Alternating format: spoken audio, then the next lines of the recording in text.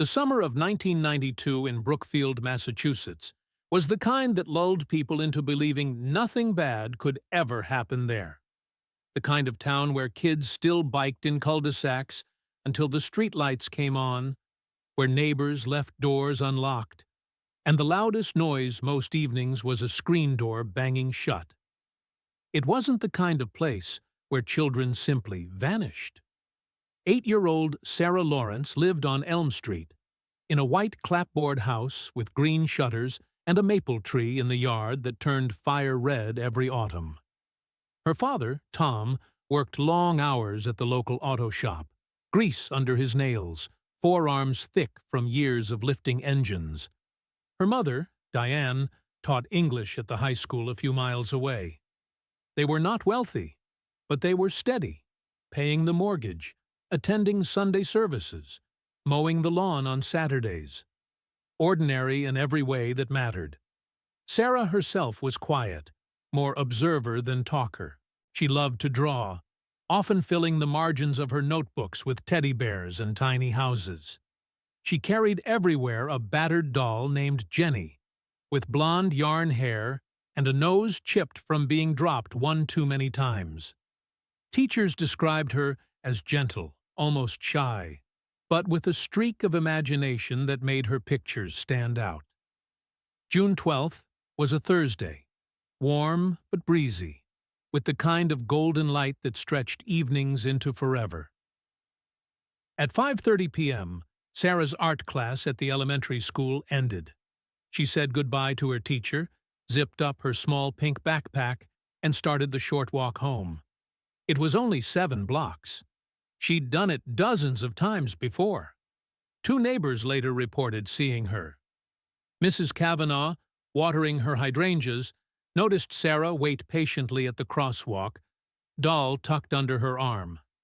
A teenage boy across the street recalled her backpack bouncing as she hurried past, head slightly down like she always walked. Normal, ordinary details. Nothing out of place. But somewhere between the school and her front door, Sarah disappeared. By 6:30, Diane was in the kitchen preparing dinner. The smell of chicken pot pie filled the house. She laid out plates, even set a smaller fork at Sarah's spot, placing a slice of apple pie on the counter as a reward for finishing her meal. Tom came home, tired but cheerful, asked if Sarah was upstairs. Diane said no. She should have been back already. Minutes stretched into an hour. Diane called the house of Sarah's friend Emily, only to hear she hadn't been there. Tom got in his truck and drove the route himself, circling the blocks, slowing at every corner. Nothing. Just kids on bikes, a jogger with headphones, the hum of sprinklers over lawns.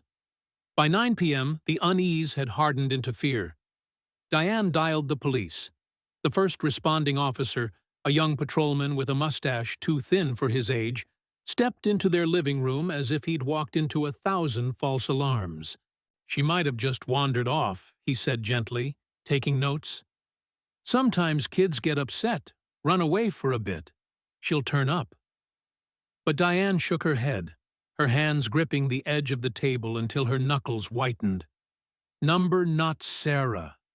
She wouldn't run away, not with dinner waiting, not without Jenny. Upstairs, Sarah's room was untouched, her bed still neatly made, colored pencils scattered across the desk. Jenny, the doll, was missing, the only thing gone with her. The paradox lodged in everyone's throat. Just an hour earlier, Sarah had been seen walking, backpack bouncing. Nothing unusual. And now, nothing. No scream, no sound, no witness of anything wrong. Tom returned from another drive, his face pale. It's like she vanished into thin air. But children don't vanish into thin air. Not in towns like Brookfield, not in places where the biggest crime most summers was someone stealing beer from a garage fridge. That night, Diane sat at the dining table, the uneaten pie still on the counter, cooling slowly until its crust sagged. She stared at the empty chair, unable to move, listening for the front door that never opened. Outside, police cruisers began circling. Officers with flashlights walked the sidewalks. Neighbors stepped out of their houses, whispers cutting through the still night air. A search was beginning. A nightmare was unfolding. And in the kitchen, the patrolman closed his notebook, glanced at the clock, and said again what Diane already knew was wrong. She probably just ran off. She'll be back. But she wasn't. Just wondering, where are you watching from? Write it down, bellow. The hours after Sarah failed to return home turned into a frenzy that swallowed the whole town. At first, police walked the blocks with flashlights, their beams cutting across lawns and shrubs, calling her name into the humid night.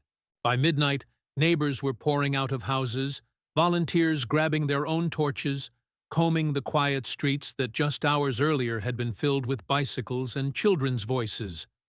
The search carried into dawn. The first pale light revealed a town transformed. Front doors left open, mothers clutching coffee mugs as if they were anchors, fathers pacing driveways with hollow eyes. The smell of wet grass clung to everyone's clothes. By the second day, the search had become organized. Volunteers gathered at the firehouse where maps were taped to walls and sectors assigned. Some carried walkie-talkies, others carried nothing but determination. The woods on the edge of town were scoured, lines of people walking shoulder to shoulder through the underbrush. Dogs were brought in from a nearby county, noses pressed to the ground, pulling hard on their leashes. For a brief, electrifying moment, they picked up a scent. It led to the old playground at the corner of Birch and Pine. The place had been shuttered for years, its swings rusting, graffiti sprayed across the slide. The dogs circled there, whined, then lost the trail. Handlers tried again, looping around the perimeter, but the scent ended as abruptly as it had begun. The playground became the first of many places that would haunt this investigation. Posters began to appear on telephone poles, stapled hastily. Sarah's school portrait, her hair parted neatly, a tentative smile on her lips, stared back from every corner. In her arms, Jenny the doll, nose chipped, visible even in the grainy photocopy. The caption underneath, "Missing. Have you seen this child?" Tips flooded in.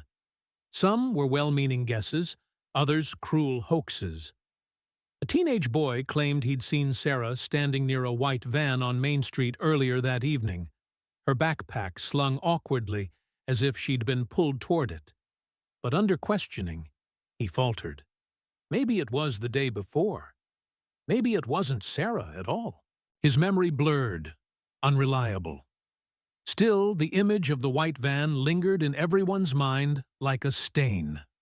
Police tried to log every statement, but cracks appeared quickly. One officer's notes conflicted with another's.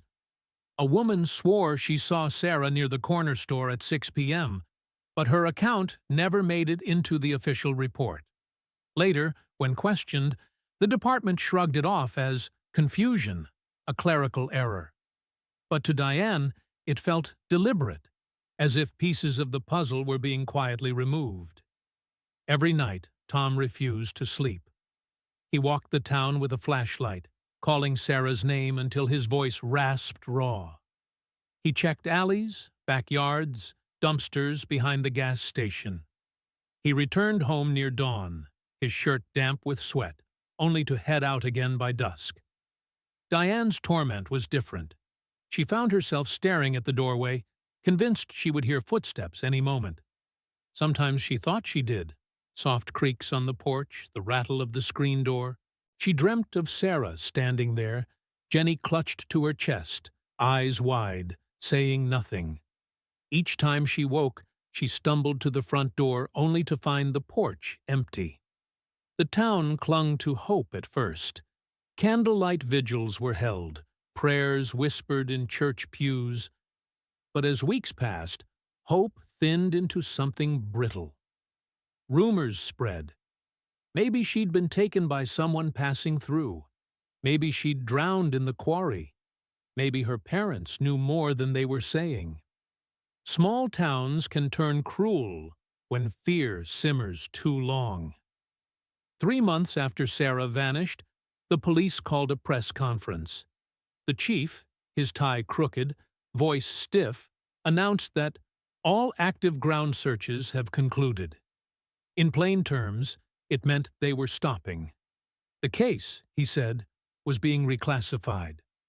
Probable death, pending discovery of remains. The words landed like stones. No body had ever been found. No evidence of struggle.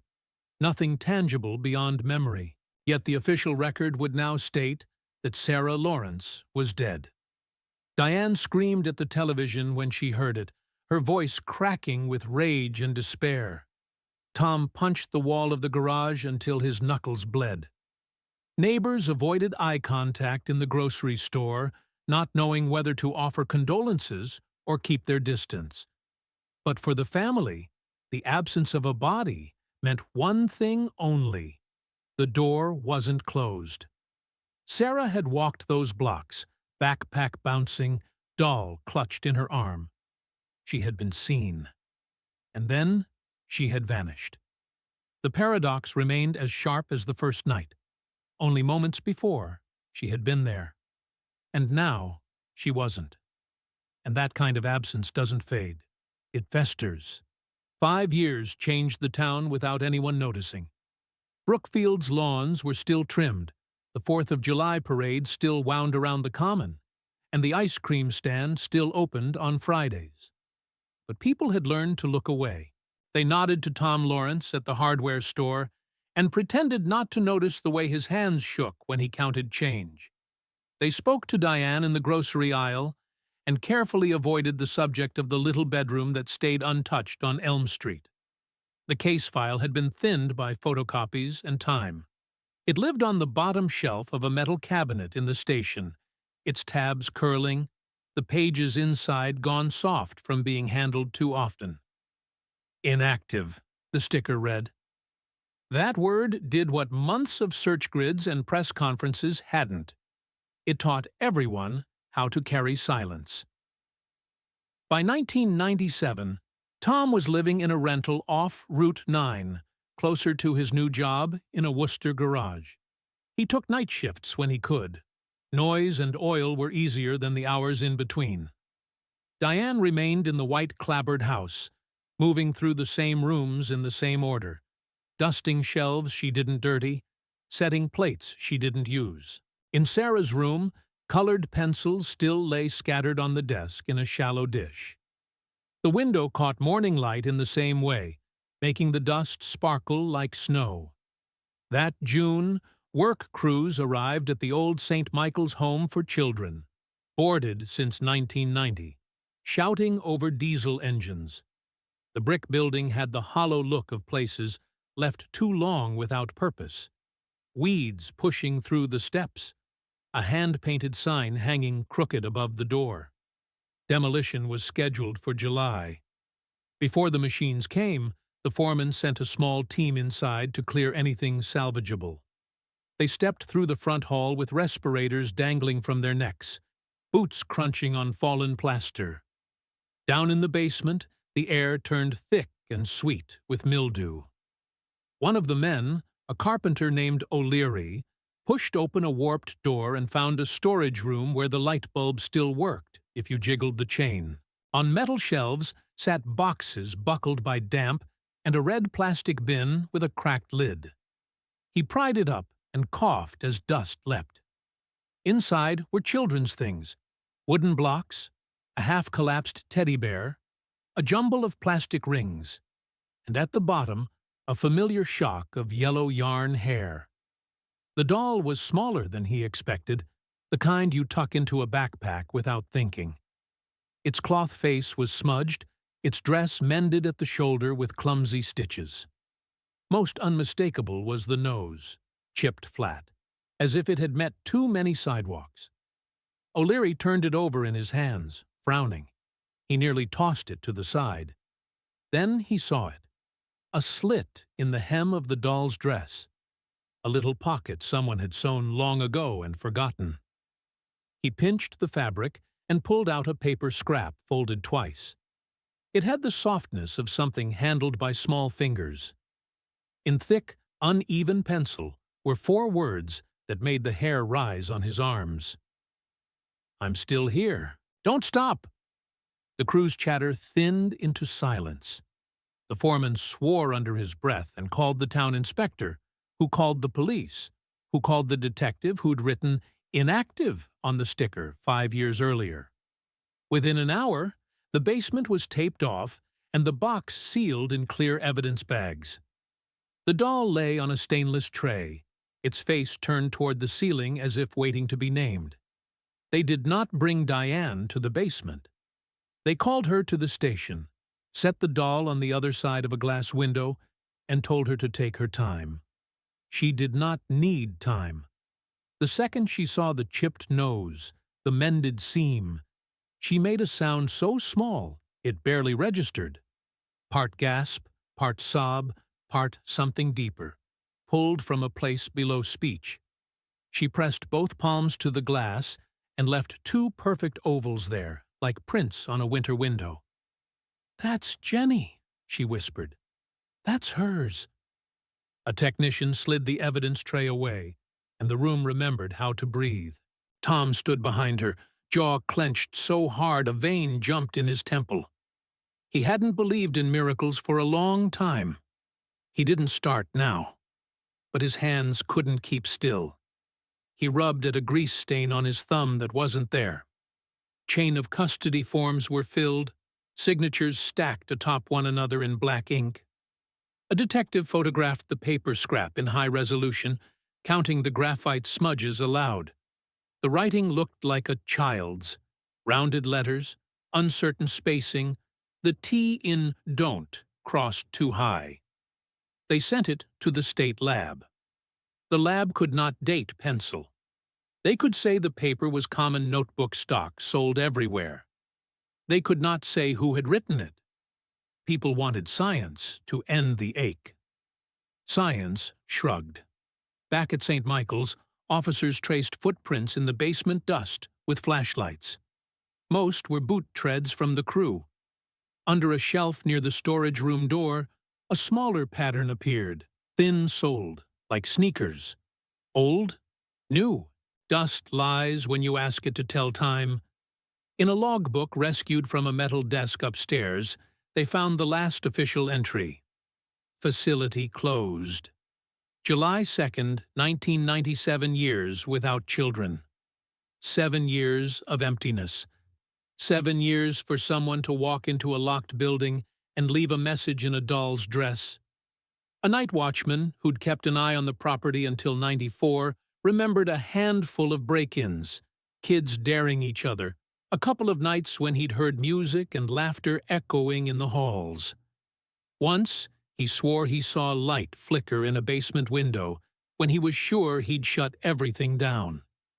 He blamed it on the old wiring, on the way memory drifts, when the building itself sighs. The town devoured the news. "Found at demo site," the headline read above Sarah's school portrait, the same one that had yellowed on telephone poles years earlier. Call-in shows filled with certainty. Some said it was a cruel prank. Others swore it meant Sarah was alive. People claimed they'd seen a girl who looked like her at a mall in Springfield, at a diner off the Pike, on a bus to Hartford. Facts drowned beneath wanting. The detectives reopened the file because procedure demanded it, but also because the note did what time and pain couldn't. It pried the case back into the present. They re-interviewed neighbors. They mapped again the 7 blocks between the school and Elm Street. The old theories rose and fell like tired breaths. The white van, a stranger passing through, a family secret. None of them explained a doll that left a house in 1992 and turned up in a shuttered basement 5 years later with fresh pencil lines tucked against its hem. At home, Diane moved differently, as if the floor might shift.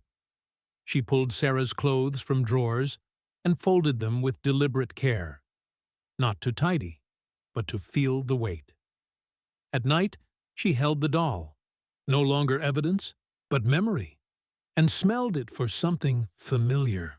Beneath mildew and dust, and the sharp tang of storage tape, she swore she caught a trace of soap. Not hers, not the brand she'd used. Something floral and cheap that made her stomach turn. Tom went quiet. He drove to Worcester, to Brookfield, to nowhere in particular. Burning gas he couldn't afford. Guilt is a living thing. It crawled under his skin and made a home. He pictured Sarah's route over and over, stopping at the same corners, staring at the same shadows, as if repetition could rewind time. When Diane mentioned the note's words aloud, he flinched like she'd struck him. The lab returned what little it could. They lifted no prints from the paper. The fibers in the doll's dress were common cotton poly blend. They found a single hair trapped by a stitch, too degraded to test reliably in the era's toolbox, too precious to discard. It went into an envelope and back into the file. Future science, someone said, might talk. The detail that disturbed the detective most was the simplest.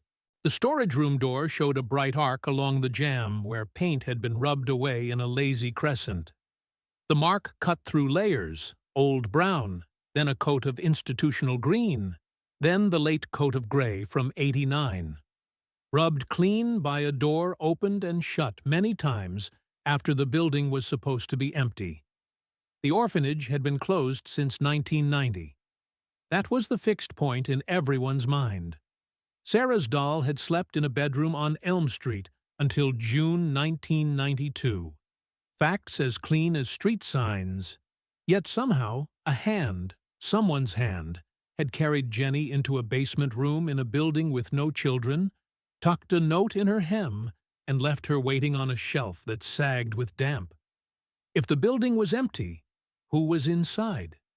And if the note was true, if the words were not a taunt but a map, then where, exactly, was here? If this story touched you, even a little, let me know in the comments. We read them all. The file came up from the bottom drawer again, but it landed on a different desk. Detective Aaron Malloy had transferred into Brookfield PD from Worcester that winter.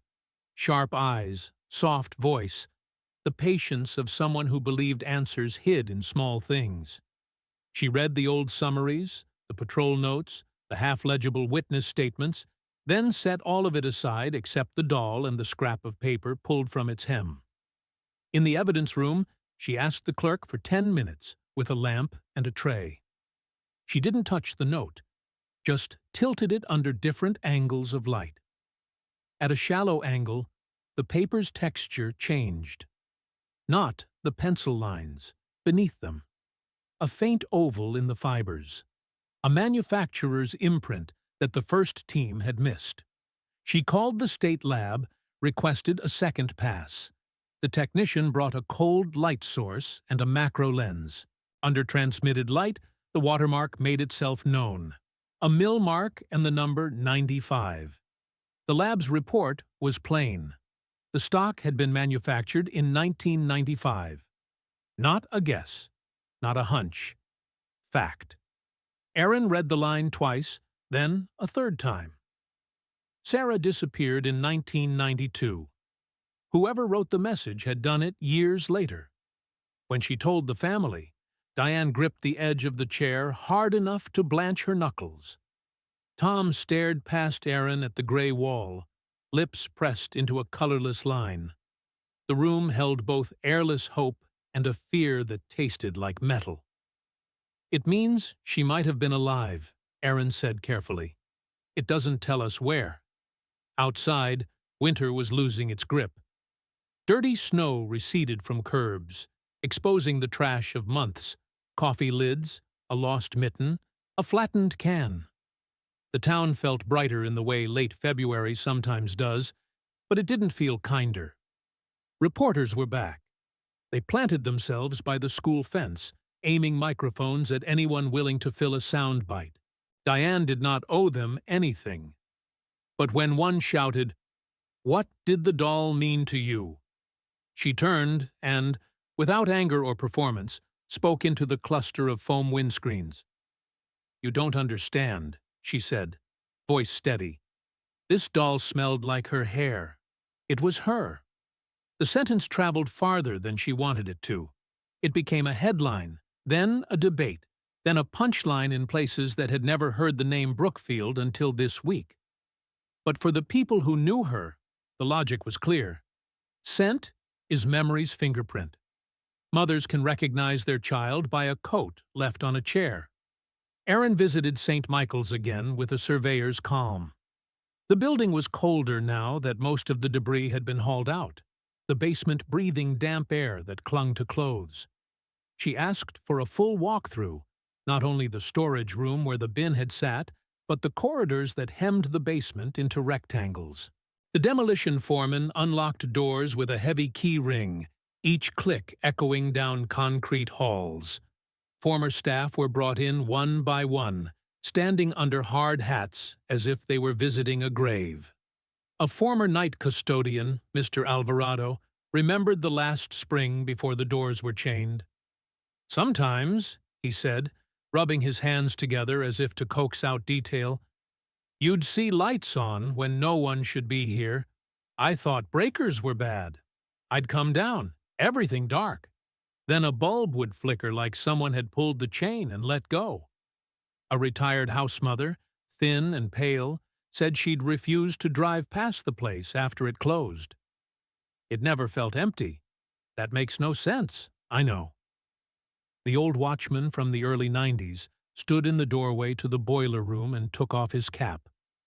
"One night I heard laughter," he said, embarrassed by the confession. "Not men. A kid." It echoed, like from down 2 halls. I unlocked 3 rooms. Nothing. The dust was smooth. It made me feel stupid. Erin didn't put any of that in a report under evidence, but she wrote it in her notebook under pattern. Buildings don't hold ghosts. They hold people, briefly, and unfinished routines longer than they should. On the second sweep, she brought a measuring tape and a camera with a ring flash. She photographed door jambs, rubbed arcs of paint, scuff marks with repeated geometry, human habits imprinted on surfaces. The storage room's handle was polished brighter than the others. The jamb showed a crescent worn through 3 layers of paint, same as before, only sharper in good light. In the hall beyond, she noticed scratches low on a cinder-block wall, just at the height of her hip. A narrow series of grooves, shallow but deliberate, hidden behind a length of old radiator pipe. She crouched, angled the flash, and saw the repetition. Short lines layered over time. A habit, not a single act. In the middle of the scratches, 2 letters, one on top of the other, cut with something hard and small. She told no one yet. She kept moving. Back at the station, Erin dug through utility records.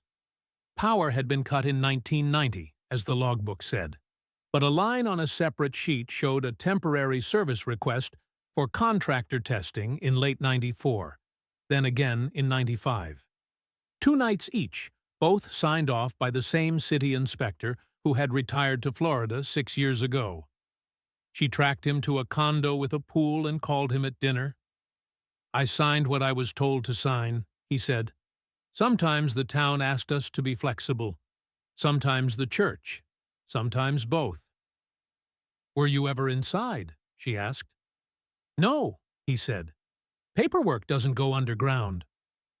Rumors found oxygen. A talk radio host in Worcester declared that the orphanage had been a handoff point for off-the-books adoptions. A former volunteer said she once saw a girl in a red coat leaving through a side door in 1994, holding a woman's hand. Another caller insisted it was actually 1988, then 1990. Memory is a poor witness after a long winter. Erin went back to the basics. She mapped the distance from Elm Street to St. Michael's, then added the old playground where the dogs had lost the trail, then marked every security camera that existed in 1992. Almost none. She looked again at the white van tip that had been crossed out in the original report. She found a duplicate copy of the same page in a fax log, the line about missing plates, faint but visible. The officer who filed it now ran a bait shop on Quaboag Lake. He met her behind the counter, hands smelling of minnows and coffee. "You think I buried something?" he asked, half defiant, half scared. "I think a lot went sideways," Erin said. "I think sometimes people don't want to be the one who makes life hard for their neighbors." He lowered his eyes. "You're not wrong." The watermark result worked like a wedge in the town's chest. If the note had been written in 1995, then Sarah had breathed at least 3 years more than anyone let themselves believe. That idea didn't stay abstract. It turned into quick math in strangers' heads. 8 became 11. 3rd grade became middle school. Teddy bears on the bed became taped photos in a locker. It made the missing heavier, not lighter. Diane kept the press away until she didn't. She stood once more by the school fence, now overgrown, its paint flaking, and said quietly, more to herself than to the camera, if she lived, someone gave her food, a bed, a name to answer to. Someone heard her laugh. Someone told her when to sleep. Where is that person now? Tom had no answer. He had stopped trying to talk sense into the shape of their days.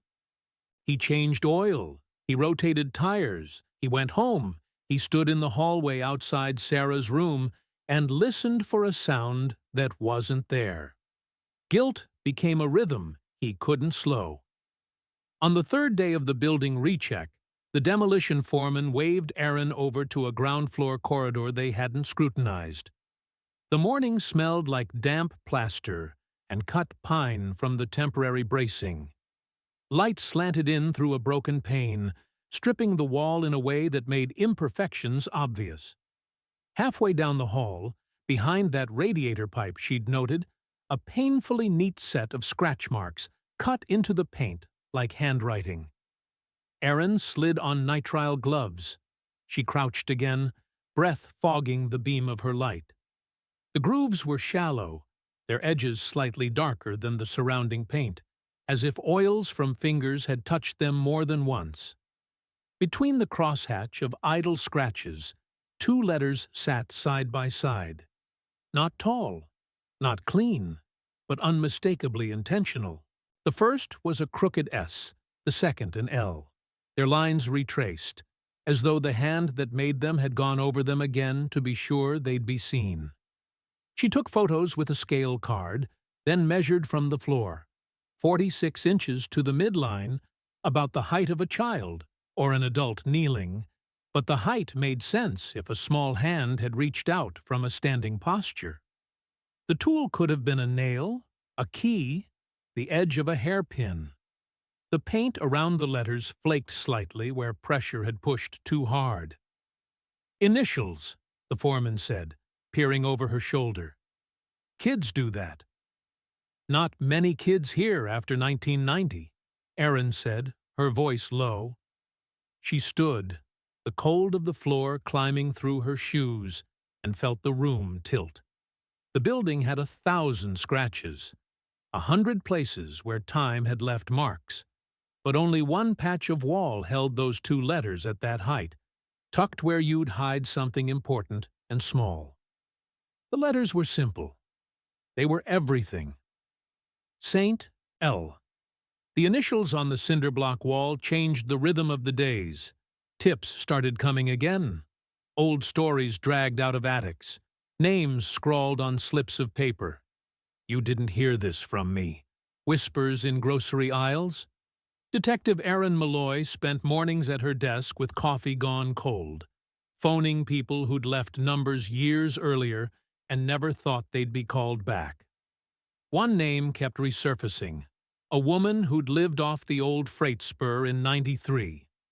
Her married name now was Helen Ruiz, but back then she'd been Helen Maddox, 26, working nights at the diner by the tracks.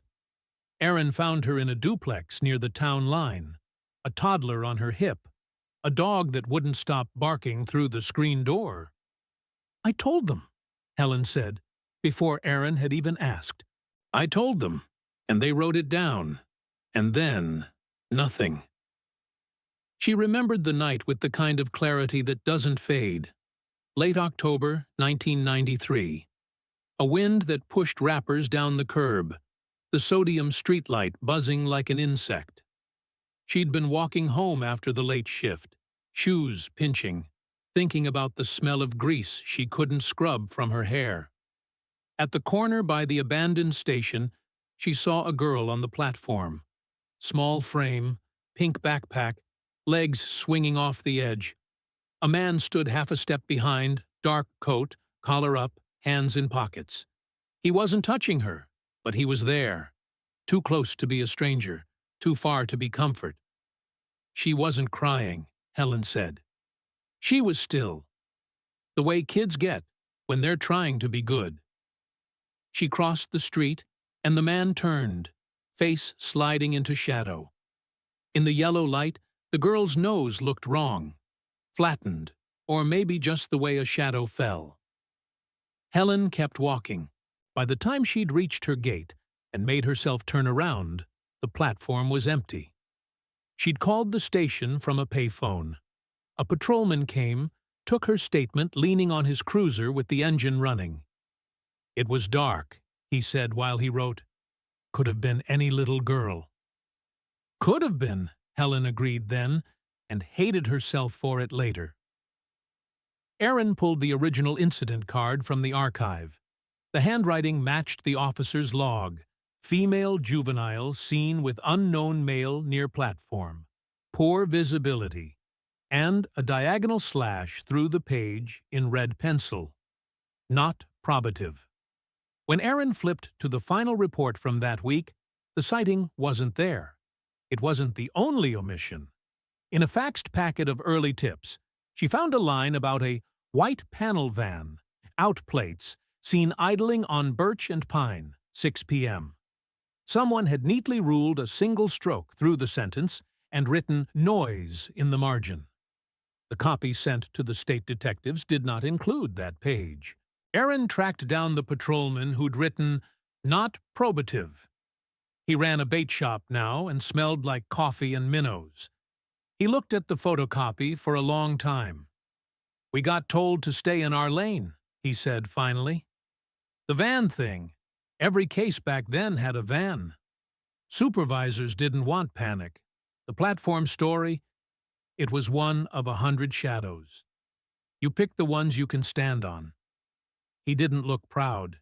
He didn't look defensive. He looked tired. Diane read about Helen's sighting in the paper and couldn't sit still. One afternoon, she drove to the station grounds with a small digital recorder in her pocket.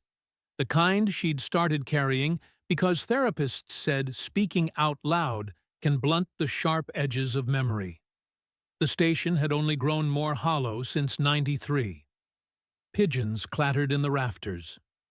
Old posters peeled from a corkboard near the door. Corners lifted like tongues. The air smelled of creosote and damp iron. She walked the platform slowly, naming what she saw into the recorder because naming was easier than feeling. Broken bench, rust on the tracks, a bottle cap, a candy wrapper. The wind pushed grit across the concrete in thin currents that hissed like breathing. She told herself not to listen for footsteps. Halfway down the platform, near a pillar, something pink caught her eye in a seam between two slabs. She knelt. It was a strip of nylon webbing, faded to a ghost of its original color, frayed where it had torn away from a seam. A zipper pull clung to one end, a cheap plastic oval, scuffed, nearly smooth. On the underside, in the place she had once marked to keep track of school things, She found 2 letters in faint black ink.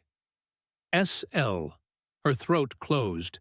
She pressed the strap to her face, and beneath the dust and oil she imagined the faintest trace of shampoo, the cheap floral kind school kids trade in bathrooms. Memory is a liar, she told herself, but it's also a witness. A heel scuffed somewhere behind her. She turned fast, heart punching her ribs. The platform was empty. Wind eddied under the arch.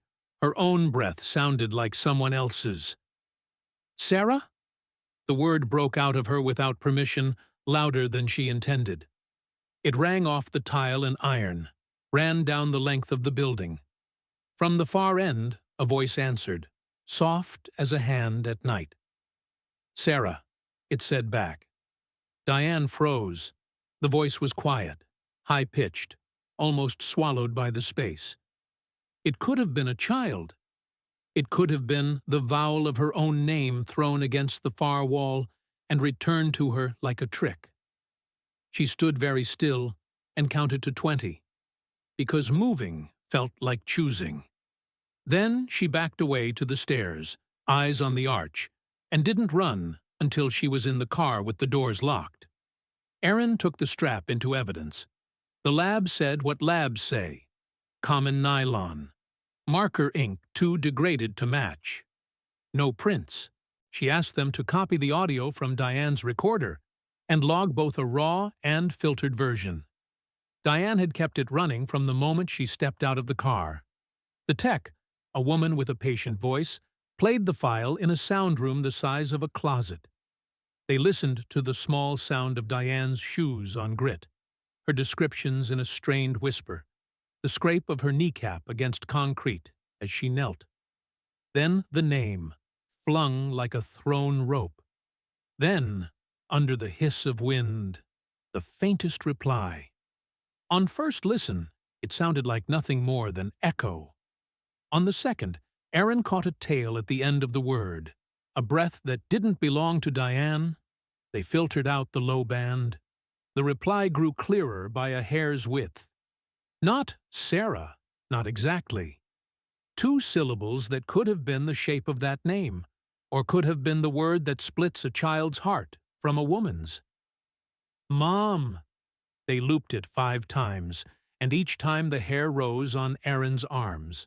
The vowel sat higher than Diane's register. The consonant was barely there, more air than speech. It could have been a trick of acoustics. It could have been a child hidden behind the far wall. It could have been a teenager mocking a news story that never quite left the town's bones. Erin didn't write supernatural or voice of missing minor in her report. She wrote indeterminate vocalization consistent with juvenile female, source unknown. Diane drove home with both hands clenched at 10 and 2, the strap sealed in a bag on the seat beside her, and the recorder in her pocket like a small animal trying not to be noticed. She sat in Sarah's room until dusk turned the walls blue, and her eyes didn't make sense of edges anymore. Somewhere outside, a truck downshifted on Elm Street, and the sound became, for a second, her daughter's footsteps on the porch. Tom came by after closing the shop. He stood in the doorway and said nothing for a long time. The strap lay on the desk between them like a line drawn on a map they couldn't read. "There was a voice," Diane said. He didn't ask her to repeat it. He just nodded, because belief and doubt felt like the same shape now. Erin pinned a photocopy of Helen's statement to the corkboard above her desk. Then the lab's notation on the van line that had been crossed out. Then a still image of the station platform shot from the angle where Diane had stood. Threads built stories on television. In real life, the lines just hung there and dared you to pretend they meant something. Past doesn't leave. It waits where you are likely to look last. And now the station, the van, the dismissed sighting, and a single syllable breathed into a recorder in a place built to throw voices back were all pointing in the same direction, toward someone who had been comfortable in empty buildings, comfortable in dark coats, comfortable stepping close enough to be mistaken for a guardian. The question wasn't whether Brookfield had missed something. It was who, exactly, had made sure they did. The station recorder caught the word that sounded like "Mom," and with it, the investigation stepped into a different shape. What had been rumor and accident now felt like a pattern held just out of reach. Detective Aaron Malloy went backward, not forward, into files, into attics, into people no one wanted to bother anymore. She started with a name that kept appearing in the margins of 1992 reports. Sergeant. Walter Briggs, retired. He met her at a diner off Route 20, the kind of place that refills your coffee without asking. He was 70 now, shoulders slumped, but eyes sharp. A man who could still find his way around a lie. They sat in a corner booth while rain ticked on the windows. Aaron slid a copy of the crossed-out tip about the white van across the table. Why was this line removed? Briggs didn't reach for the page. He watched the rain, then his hands. "We were told to keep it tidy," he said at last. "When the town gets scared, businesses suffer. The selectmen call the chief calls the sergeants. Don't fan panic. Be responsible." He took a breath that caught on something. And other people called too. People with plaques on walls. People who sit in front pews. "Who?" Aaron asked. He gave a small shake of his head. "They're all who in towns like this. Lawyers, donors, folks who throw the pancake breakfasts. We were told the station platform leads were noise. We were told to be careful naming vans without plates. Too generic.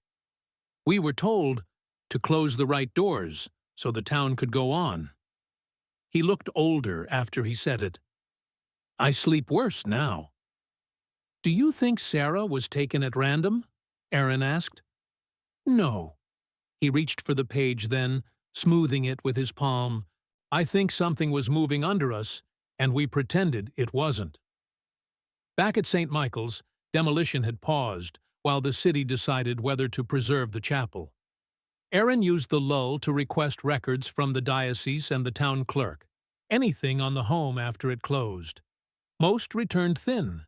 Invoices for boiler maintenance, an insurance rider, a letter about trespassing. But a banker's box from a church basement arrived with a small miracle. A binder of carbon copies labeled Outreach, Placement Support, 1994 to 95. The title sounded benign. The contents didn't. Inside were lists typed on onion skin paper, names of miners and receiving sponsors, with addresses that read like a scattershot map: Chicopee, Fitchburg, Providence. No court docket numbers, no DCF case IDs. Beside some names, the word transfer. Beside others, summer, extended. No signatures from a judge. Instead, a neat initial in blue ink.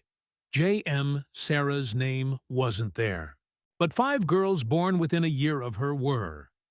Aaron cross-checked those addresses. 2 were defunct P.O. boxes. 1 was a house that burned in '99. 1 did not exist on any map. The last belonged to a family that moved away in 1996 and could not be found. She stared at the columns until the paper seemed to ripple. Children had left this town without the town admitting it.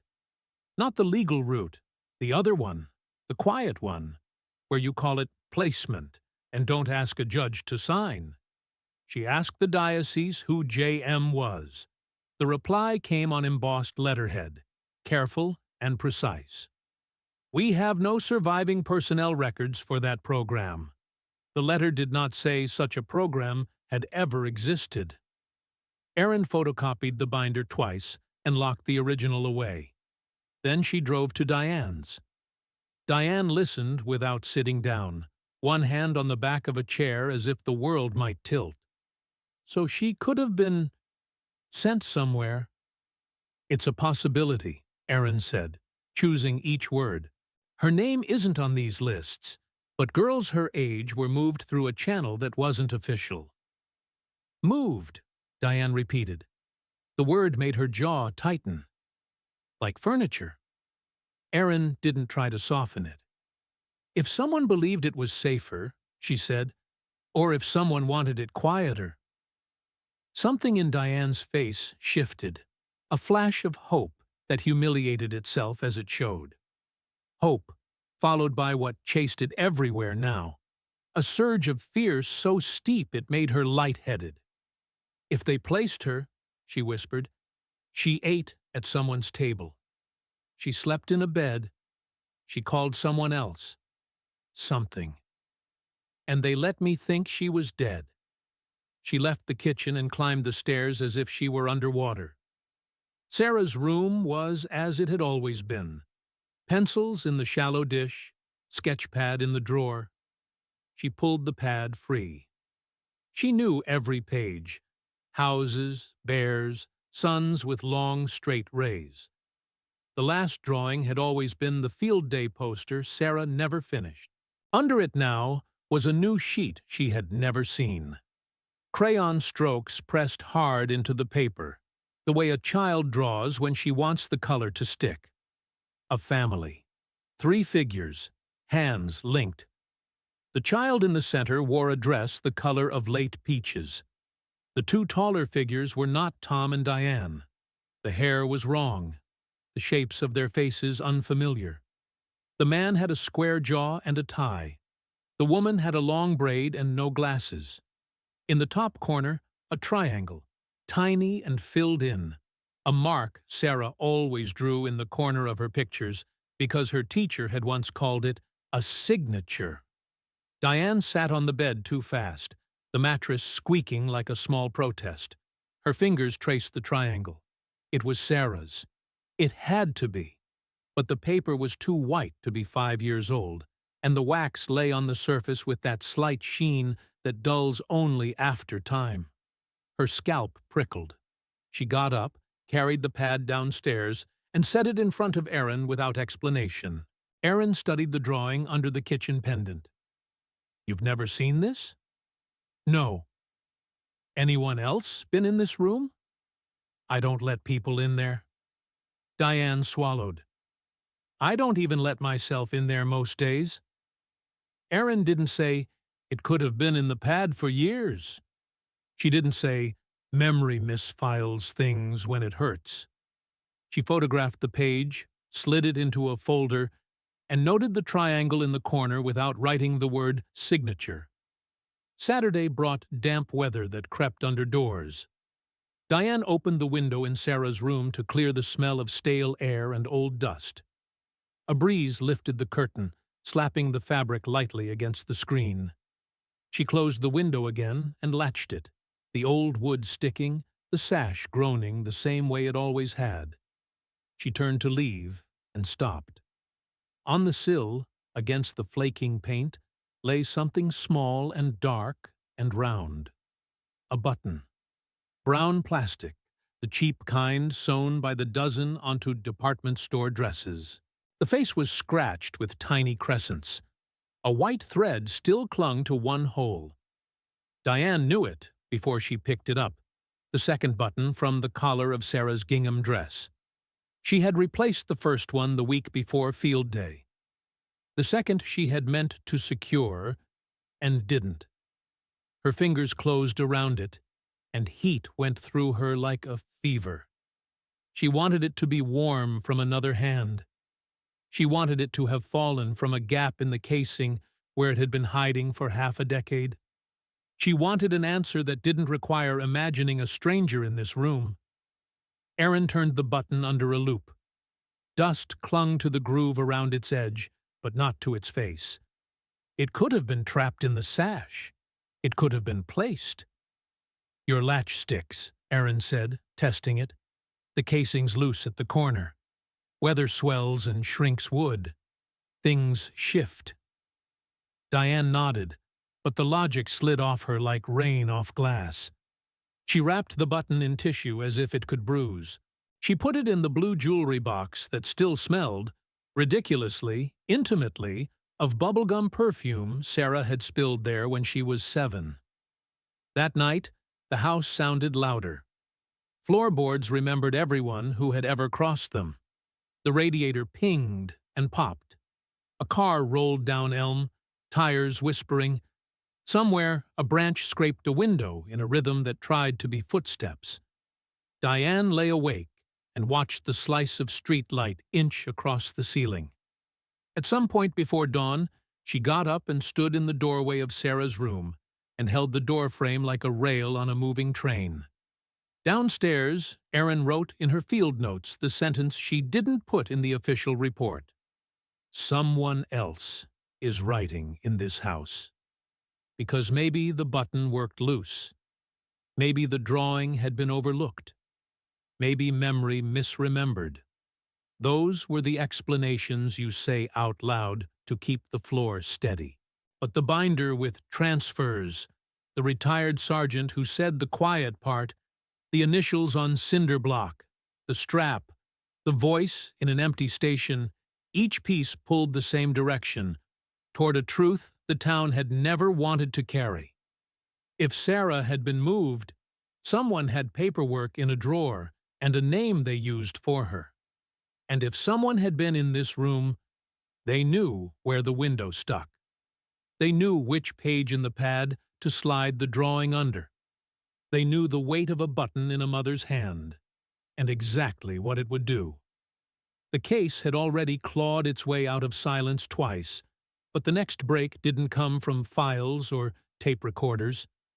It came from a knock on Diane Lawrence's door one wet evening in early spring. The woman on the porch was older than Diane remembered, her frame thin beneath a wool coat, hair pulled back in a bun that had long since given up on color. "My name is Margaret," she said softly. "I was staff at St. Michael's, a house mother. They told me to forget. But I can't. Not anymore." She sat at the kitchen table with tea she never drank, hands folded tight in her lap. At first she spoke in broken phrases, apologizing each time she faltered. But slowly the words formed a picture. After the orphanage was closed, she had been kept on a short while to monitor supplies. A skeleton crew, no real children left. Yet several times, usually near midnight when she came to lock windows, she swore she saw a figure in the lower wing, a child. Always the same. "She had a doll," Margaret whispered, eyes glistening. "Yarn hair, nose chipped flat. She clutched it as if it was the only thing that kept her upright. I asked about her once. I was told not to ask again." "By whom?" Erin Malloy asked. "Administration," Margaret said after a long silence. "Men from the diocese. And once, a man from town hall I'd seen at parades. They said the building was empty. They said I was tired, mistaken. And they said, if I valued my position, I would stop telling stories." She had carried the guilt for years, afraid that what she saw was real, more afraid that it wasn't. Seeing the news now, about the doll, the initials, the note, she could no longer bear the weight of silence.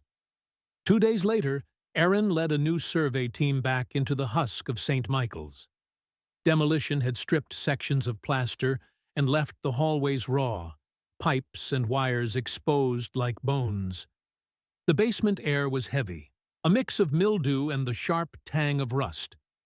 At the far end of the lower wing, where Margaret insisted she had seen movement, the crew found an anomaly. A cinder-block wall, smooth, newer than the rest. Tapping it gave a duller sound. They hammered.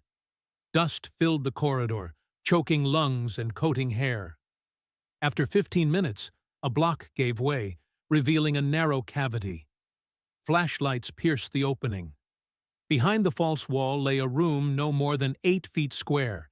The air that pushed out was close and sour, as if it had been trapped for years. Inside, the walls were scrawled with color. Children's drawings layered one over another, the paper tacked or taped in uneven rows. Some showed houses with slanted roofs, stick figures holding hands, a sun painted yellow and oversized. Others were frantic, dark spirals pressed so hard the crayons had snapped. On the far wall, a single sheet stopped everyone cold. It showed a girl with wide eyes and a red doll in her arms. Above her head, in crooked letters, were the words, "They said Mom forgot me." The silence in the room was total. Even the men with sledgehammers lowered their tools. When Diane was brought down later that day, she lasted seconds before her knees buckled. Aaron caught her as she crumpled. Her cry echoed in the narrow concrete chamber until it sounded less like a voice than like part of the walls themselves. The crew continued their survey, dust shifting in beams of light. Near the floor, just above the baseboard, scratches marked the paint. Numbers carved again and again by a small, insistent hand. 1995. Beneath it, two more words, shallow but legible. The letters uneven. They come. The room smelled of dust and wax crayons. On the floor lay broken stubs of red, blue, black. Someone had lived here, or at least waited here, and the walls, pressed silent for years, were only now beginning to speak. The room behind the false wall changed the story from rumor to record. While crews sealed the area and the lab boxed each crayon stub like evidence, a reporter who'd been hovering at the edges stepped in. His name was Daniel Pike, freelance, mid-40s, a notebook always half-filled with dates and arrows. He'd filed small pieces on the Lawrence case for years, but the scratched 1995 lit something in him. He stopped chasing quotes and started chasing paper. Town Hall first. In the probate clerk's office, he waited while a fan pushed warm air around a smell of toner and dust. The clerk rolled out a cart of bound dockets and a plastic tub of microfilm reels. Pike asked for 1994 to 1996. He wasn't looking for Sarah Lawrence. Sealed or not, names rarely appear that clean. He looked for patterns, guardianship orders issued ex parte, private placements for the spiritual welfare of the minor, signatures from the same small circle of attorneys. He found them. A string of cases moved in clusters, weeks apart, processed fast, fees paid in cashier's checks drawn from a local trust. The names of the lawyers matched donor plaques on the library wall and the friendly calls Sergeant. Briggs had hinted at. Judge's initials repeated. Two of the sponsor addresses were the same ones Aaron had flagged from the church binder labeled Placement Support. The paper trail never said adoption. It said temporary care, kinship oversight, transfer. The euphemisms gathered like leaves in a gutter. Pike called a retired clerk in Worcester who remembered the language. "We called them courtesy placements," she said. "The homes were nice. The people had reputations.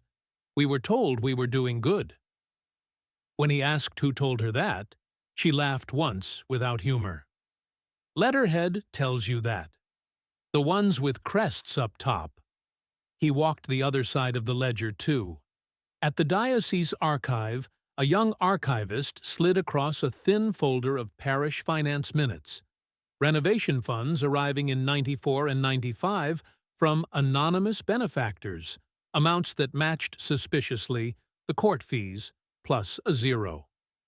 The archivist closed the folder with gentle hands. "I'm not saying anything," he murmured. "But you see it." Pike laid his notes on the floor of his apartment and drew lines with a carpenter's pencil. Police donors, church donors, sponsors, lawyers. It wasn't a flow chart so much as a weather map. Everything swirled around St. Michael's and the courthouse a mile away. He circled one set of initials from the binder, J.M., and wrote beside it a name that appeared on both a parish committee and a law firm masthead. He didn't print any of it. Not yet. He knocked on Diane's door instead. "I have something you should see," he said, staying on the porch, eyes moving the way men's eyes move when they expect to be watched. He slid a manila envelope from inside his coat. No return address. Postmark smeared. The paper was damp along one edge, as if carried through drizzle. Inside was a glossy 4x6 photograph.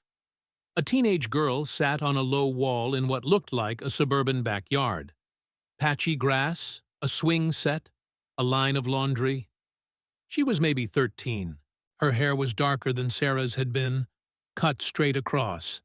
Freckles dusted her cheeks in a way the camera softened.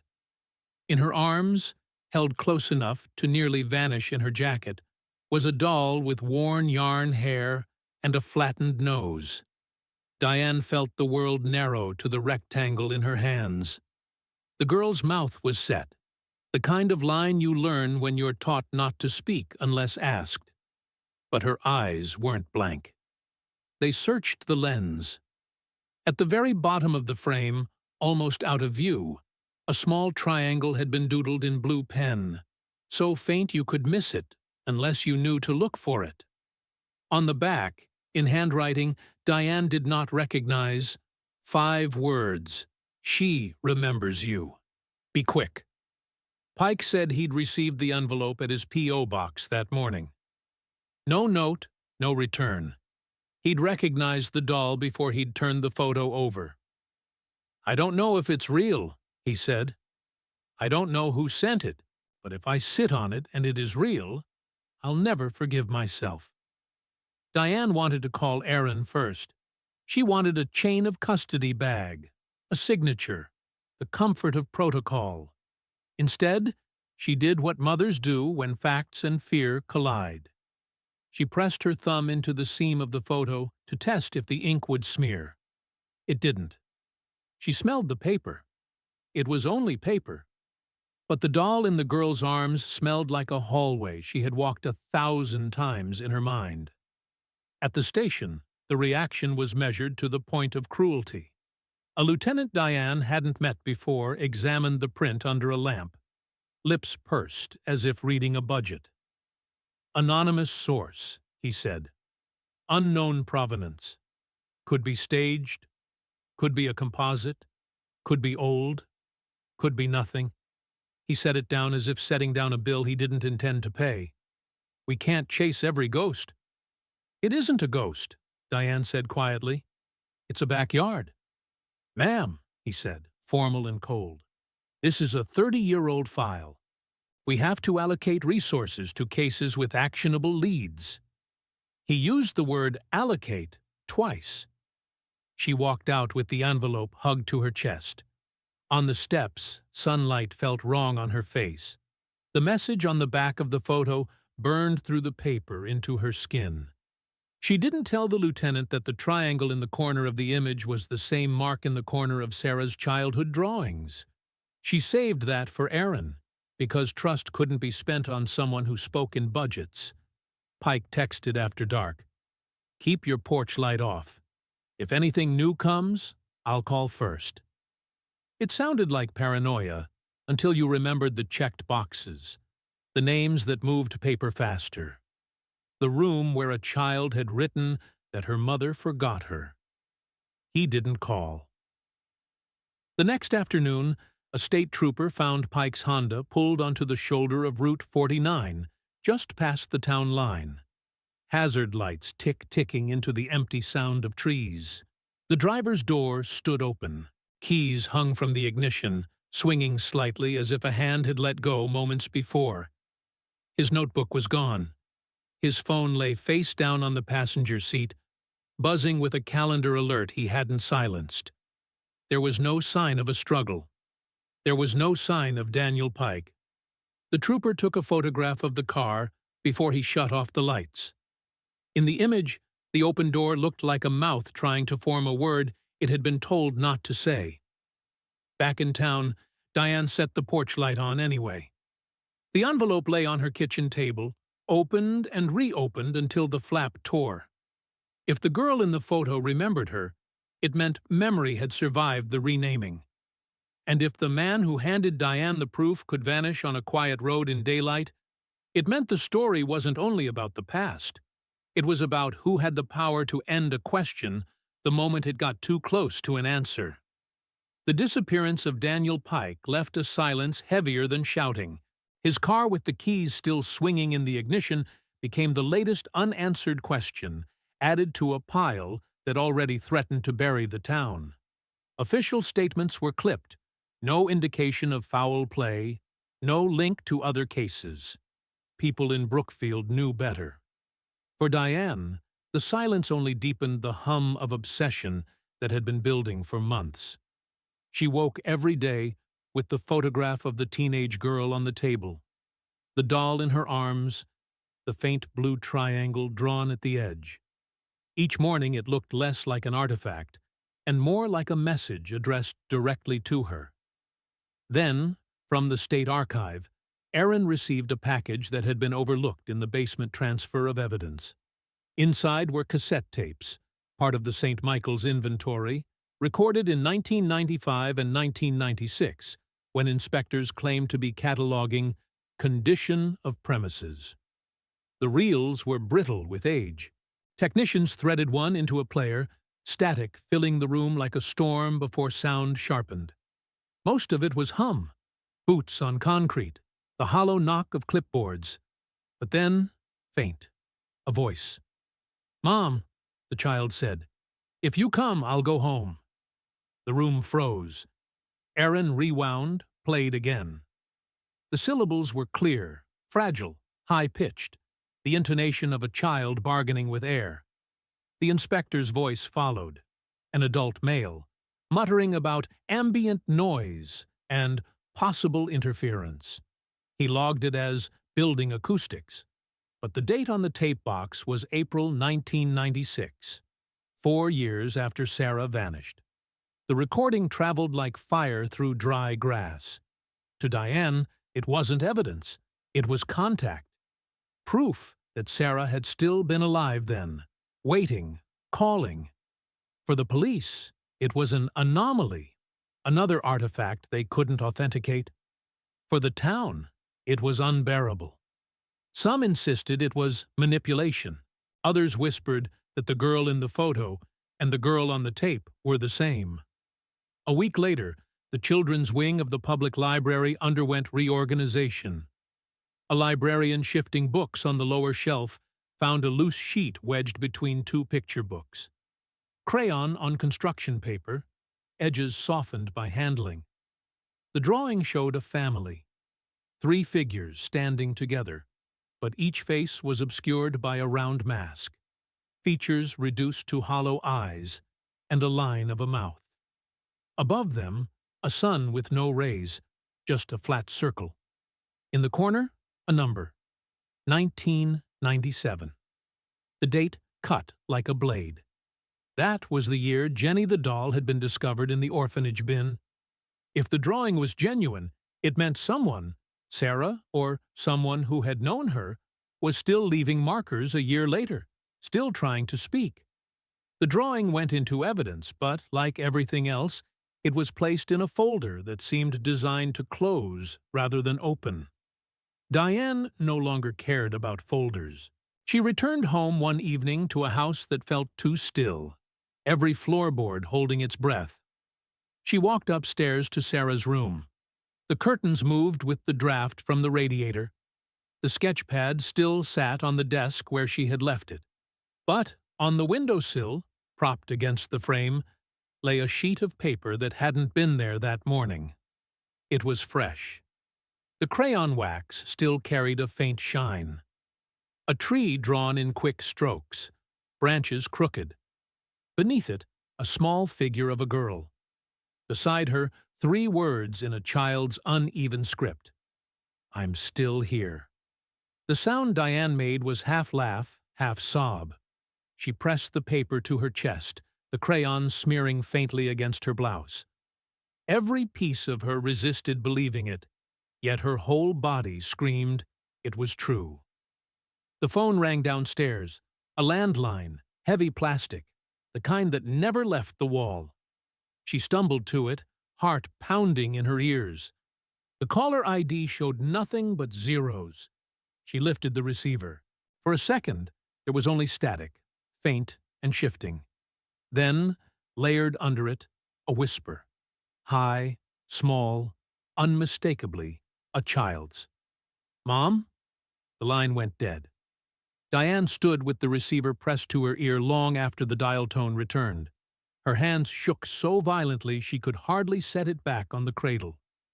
In the empty house, the drawing still leaned against the window, the crayon bright as if it had been laid down minutes earlier. The silence afterward didn't comfort. It screamed.